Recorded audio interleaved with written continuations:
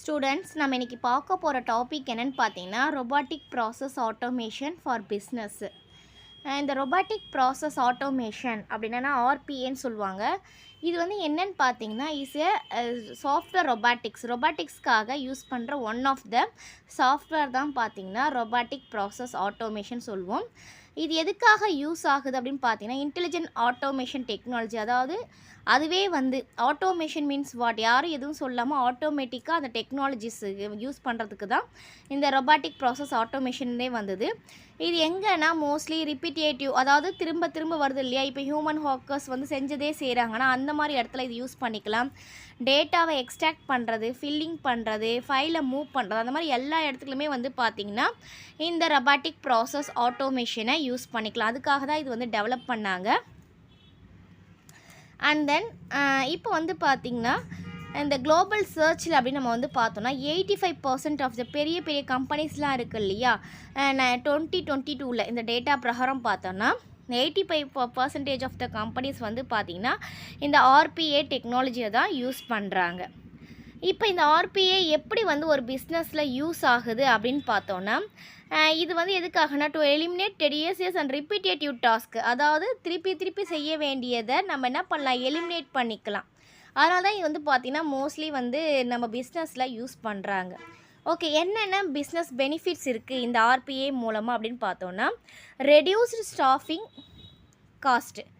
அதாவது என்னென்னு பார்த்தீங்கன்னா இப்போ ஸ்டாஃப் வந்து பார்த்திங்கன்னா இப்போ ஒரு வேலை செய்கிறதுக்கு ஒரு 2-3 பேர் தேவைப்படுதுன்னா அப்போ நம்ம என்ன பண்ணுறது, 2-3 பேர்த்துக்கு நம்ம என்ன பண்ணுவோம், ஒருத்தர் வந்து பில்லிங் போகிறது, ஒருத்தவங்க வந்து ஃபார் எக்ஸாம்பிள் சொல்கிறோம் பில்லிங் போகிறது, ஸ்டாக் மெயின்டெனன்ஸ், அந்த மாதிரி தனித்தனியாக இருக்கும் இல்லையா. அந்த மாதிரி இல்லாமல் நம்ம என்ன பண்ணலாம், அந்த ஆர்பிஏ டெக்னாலஜி ஒன்று வச்சுக்கிட்டு நம்ம என்ன பண்ணலாம், நம்ம எல்லாத்தையுமே வந்து ஒரு ரிப்பீட்டேட்டிவ் டாஸ்க்காக இருந்தாலும் சரி, மேனுவலாக போடுறதா இருந்தாலும் சரி, நம்ம என்ன பண்ணலாம், அதே வந்து ஒன்றை வச்சு நம்ம இந்த டெக்னாலஜி வச்சு யூஸ் பண்ணி நம்ம போட்டுக்கலாம். இதனால் நமக்கு என்ன ஆகுது, நம்மளுடைய ஸ்டாஃபோடைய டைம் வந்து மிச்சமாகுது, காஸ்ட்டும் மிச்சமாகுது. ஏன்னா ஒரு ஸ்டாஃப் செய்கிற வேலைக்கும் ஒரு ஆர்பிஏ ஆட்டோமேஷன் செய்கிறதுக்கும் பார்த்திங்கன்னா நம்ம குயிக்காக முடிஞ்சிடும். அப்போது ரெடியூசிங் காஸ்ட் வந்து முடிஞ்சிருது.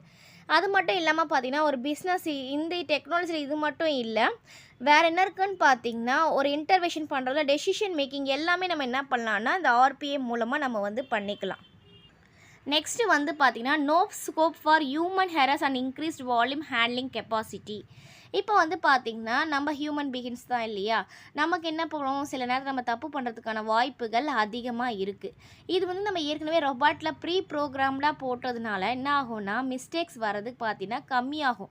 இப்போ ஒரு டேட்டாவை நம்ம என்ட்ரு பண்ணுறதுக்கும் ஒரு சிஸ்டத்தில் ஒரு மெஷின் என்ட்ரு பண்ணுறதுக்கு டிஃப்ரென்ஸ் இருக்குது இல்லையா. நம்ம என்ன பண்ணலாம், நம்ம பண்ணுறதுக்கு நம்ம எரர் பண்ணுறதுக்கு நிறைய வாய்ப்புகள் நமக்கு இருக்குது, நம்ம மாற்றி டைப் பண்ணிவிடுவோம். ஆனால் சிஸ்டம் வந்து பார்த்திங்கன்னா இந்த ரொபாட்டிக்ஸ்ன்றது பார்த்திங்கன்னா ப்ரீ ப்ரோக்ராம் இருக்கு இல்லையா, இப்படி தான் செய்யணும், அதனால் அது பிரகாரம் அது என்ன பண்ணும், அது வந்து செய்யும். இதனால் நமக்கு என்ன ஆகுதுன்னு பார்த்திங்கன்னா டேட்டா என்ட்ரி பண்ணுறதுல பார்த்திங்கன்னா ஈஸியாக முடிஞ்சிடும், எரர் வந்து வராது, அண்ட் தென் எல்லாமே வந்து அதுவே பார்த்துக்கும். அப்போ அந்த ஒரு பெனிஃபிட்ஸ் இதில் வந்து இருக்குது. நெக்ஸ்ட்டு வந்து பார்த்திங்கன்னா increase capacity to handle more volumes of work.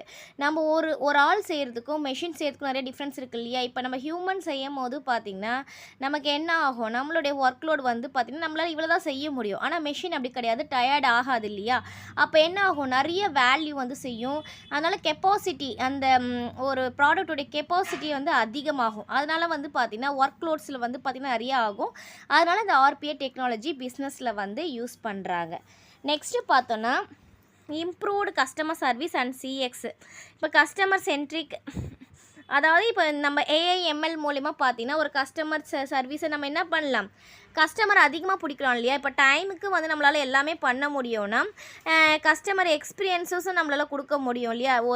ஒரு கஸ்டமர் இருக்காங்கன்னா அந்த கஸ்டமருக்கு எவ்வளோ சீக்கிரத்தில் நம்ம அந்த டெலிவரி கொடுக்க முடியுமோ அவ்வளோ சீக்கிரத்தில் கொடுத்தா நமக்கு என்ன ஆகும், கஸ்டமர் சர்வீஸ் வந்து அதிகமாக நிறைய பேர் நம்மக்கிட்ட வருவாங்க இல்லையா. ஒரு வேலையை நம்ம சீக்கிரமாக முடிச்சு கொடுக்குறோன்னா நம்ம என்ன பண்ணுவோம், நிறைய பேர் வந்து நம்மக்கிட்ட வருவாங்க. அப்போ இந்த ஆர்பிஏ டெக்னாலஜி வந்து பிஸ்னஸில் யூஸ் ஆகுது. நெக்ஸ்ட்டு வந்து பார்த்திங்கன்னா ஹையர் ப்ரொடக்டிவிட்டி அண்ட் ஆர்ஓஐ. ஆட்டோமேட்டிக்காக நடக்கிறதுனால ப்ராசஸ் என்ன ஆகும், அது பாட்டு ரிப்பீட்டாக மோர் ப்ரொடக்டிவ், நிறைய வந்து ப்ரொடக்ஷன் வந்து போய்கிட்டே இருக்கும். ஓகே. நிறைய ப்ரொடக்ஷன் போகும்போது நமக்கு இன்வெஸ்ட்மெண்ட் பண்ணதுக்கு மேலே நம்ம டெக்னாலஜி அண்ட் தென் பீப்புள் வந்து பார்த்திங்கன்னா நிறைய நமக்கு வந்துக்கிட்டே இருப்பாங்க. நமக்கு இன்வெஸ்ட்மெண்ட்ஸும் அதிகமாக இருக்கும், பீப்புள்ஸும் வந்து அதிகமாக வந்துக்கிட்டே இருப்பாங்க. இதில் மட்டும் இல்லாமல் இந்த ஆர்பிஏ எங்கெல்லாம் ஒர்க் ஆகுது, மற்ற இடத்துல எது பெனிஃபிட்ஸ் கொடுக்குதுன்னு பார்த்தீங்கன்னா கஸ்டமர் சர்வீஸ்லஸில் இருக்குது, இன்வாய்ஸ் ப்ராசஸிங்கில் இருக்குது, பேரோல் ப்ராசஸிங்கில் இருக்குது, credit card applications and then sales order entries எல்லாம் வந்து பார்த்திங்கன்னா இந்த ஆர்பிஏ நமக்கு வந்து யூஸ் ஆகுது. நெக்ஸ்ட்டு இதில் வந்து அட்வான்டேஜஸ் இருந்தாலும் கூட என்னென்ன சேலஞ்சஸ் அண்ட் லிமிட்டேஷன்ஸ் வந்து இந்த ஆர்பிஏ பிஸ்னஸில் யூஸ் பண்ணுறாங்க அப்படின்னு பார்த்தீங்கன்னா டெக்னிக்கல் காம்ப்ளெக்சிட்டி. நம்ம ஏற்கனவே பார்த்துருக்கோம் இல்லையா? இப்போ ஒன்று மெஷின்னாவே என்ன இருக்கும், டெக்னிக்கலாக ஏதாவது ப்ராப்ளம் வந்துச்சுன்னா நமக்கு என்ன ஆகும், டெக்னிக்கலாக ப்ராப்ளம் வந்துச்சுன்னா அதுக்கு நம்ம கிளியர் பண்ணுறதுக்கே கொஞ்சம் கஷ்டமாக இருக்கும் இந்த ஆர்பிஏ டெக்னாலஜியில். ஏன்னா ரொபாட்டிக்ஸ் வச்சு பெரிய லெவலில் இருக்குது இல்லையா? அப்போ அந்த மாதிரி நேரத்தில் நமக்கு என்ன ஆகும்னு பார்த்தீங்கன்னா ஸ்பெஷலைஸ் ஸ்கில் இருக்கோ அவங்க மட்டும்தான் அதை என்ன பண்ண முடியும், ரெக்கவர் பண்ண முடியும். அதை பற்றி தெரிஞ்சவங்க எல்லாராலையும் முடியாது இல்லையா? அதை பற்றி தெரிஞ்சவங்க கொஞ்சம் பேர் தான் இருப்பாங்க. அப்போ அந்த மாதிரி ஸ்பெஷலைஸ் ஸ்கில் யார் இருக்காங்களோ அவங்க மூலிமா தான் அந்த டெக்னிக்கலை வந்து இஷ்யூவாக இருந்தால் நம்ம வந்து விலக்கி விட முடியும். Next change management. இப்போ நம்ம எதாவது நியூ ப்ராசஸ்ஸு இல்லை எனக்கு வந்து வேறு ஏதாவது மாதிரி வேணும், எனக்கு வந்து இந்த மாதிரி வேண்டாம், வேறு ப்ராசஸ் வேணும்னா அப்போ என்ன பண்ணணும், அது கொஞ்சம் நமக்கு இதுவாக இருக்கணும். ஏன்னா இது ஏற்கனவே இம்ப்ளிமெண்டேஷன் பண்ணி வச்சுட்டோம் இல்லையா? இப்படி தான் பண்ணணும் ஒரு ப்ராசஸில் போயிட்டுருக்கோம். அதை வந்து திடீர்னு சேஞ்ச் பண்ணுறது பார்த்தீங்கன்னா இங்கே ஒரு சேலஞ்சாக தான் இருக்கும். ஒரு சிஸ்டத்தில் டக்குன்னு சேஞ்ச் பண்ணுறது ஒரு சேலஞ்சாக தான் இருக்கும். நெக்ஸ்ட் வந்து டேட்டா குவாலிட்டி. டேட்டா குவாலிட்டி பார்த்தீங்கன்னா இப்போ உங்கள் டேட்டா நம்ம என்ட்ரு பண்ணுறோன்னு பார்த்தீங்கன்னா அந்த டேட்டா நமக்கு எப்படி இருக்கணும்னு பார்த்தீங்கன்னா ஹை குவாலிட்டியான டேட்டா இருந்தால் மட்டும்தான் நமக்கு என்ன கரெக்டான ரிசல்ட் வரும். இதுலேயே வந்து நம்ம டேட்டா குவாலிட்டியில் ஏதாவது கொஞ்சம் இதுவாக இருந்தாலும் நமக்கு கரெக்டான இது வராது. நெக்ஸ்ட்டு வந்து பார்த்திங்கன்னா செக்யூரிட்டியை பார்த்தோம்னா robust security measures to protect sensitive data. செக்யூரிட்டின்றது பார்த்திங்கன்னா டேட்டா எப்படி இருக்கும்னு பார்த்தீங்கன்னா measures to protect sensitive data மட்டும்தான் நம்மளால் என்ன பண்ண முடியும், ப்ரொடெக்ட் பண்ண முடியுமே தவிர மீதி டேட்டா லாஸ் ஆகிறதுக்கு நிறைய வாய்ப்புகள் இருக்குது. நெக்ஸ்ட்டு வந்து பார்த்திங்கன்னா ஸ்கேலபிலிட்டின்னு பார்த்திங்கன்னா இப்போது நம்ம ஆர்பிஏ டெக்னாலஜி யூஸ் பண்ணுறோன்னா நம்மளுடைய இன்ஃப்ராஸ்ட்ரக்சர் இருக்கு இல்லையா, நம்ம என்ன யூஸ் பண்ணுறோமோ அந்த இன்ஃப்ராஸ்ட்ரக்சர் நமக்கு எப்படி இருக்கணும்னு பார்த்திங்கன்னா எஃபெக்டிவாக இருக்கணும். எஃபெக்டிவாக இருந்தால் மட்டும்தான் ஸ்கேலபிள் அண்ட் எஃபெக்டிவ்லினா கரெக்டாக இருந்தால் மட்டும்தான் அதுக்கான இது இன்வெஸ்ட்மெண்ட்ஸ் அது இன்ஃப்ராஸ்ட்ரக்சர்ஸ் எல்லாமே கரெக்டாக இருந்தால் மட்டும்தான் இந்த ஆர்பிஏ வந்து நல்லா ஒர்க் ஆகும்.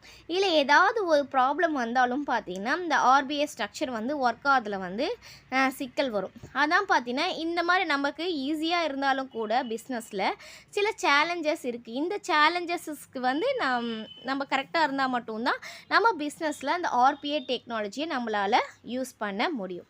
இப்போ இந்த டாபிக் உங்களுக்கு கிளியராக புரிஞ்சிருக்கும்னு நினைக்கிறேன் ஸ்டூடெண்ட்ஸ். எப்படி ஆர்பிஏனா என்ன, எப்படி பிஸ்னஸில் யூஸ் ஆகுது, அதில் லிமிட்டேஷன்ஸ் என்ன, சேலஞ்சஸ் என்னென்னு எல்லாமே பார்த்தோம். உங்களுக்கு கிளியராக புரிஞ்சிருக்கும்னு நினைக்கிறேன். Thank you student.